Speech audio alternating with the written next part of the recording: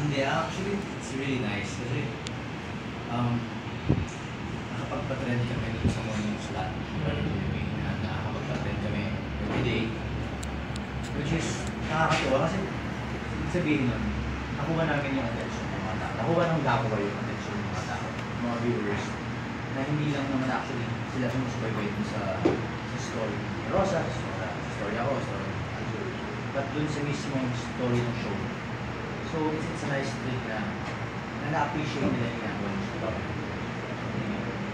Pero direct, it's still a mystery eh. Kasi parang siyang mini-series na hindi mini-series, na hindi weekly series. How do you define it?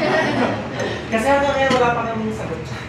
Ano siya, actually para siyang mini-series, pero yun nga lang, yung pagkakaiba lang, kasi nga may overlapping story silang tatlo for the whole season. Tapos in between nga, yung love stories na pinipicture. Actually siguro yun yung, well for us, yun yung nag-work for the show. Kasi nga aside from the three of them, you also have small stories na sinusundan every week. Na at the same time, yung story nila will enrich their story in the end. So, lalo na ngayon, kasi mas ngayon lang, kasi nga meron kaming Christmas special na sila for the whole week. For the whole week, sila lang. Wala kaming guest. Tapos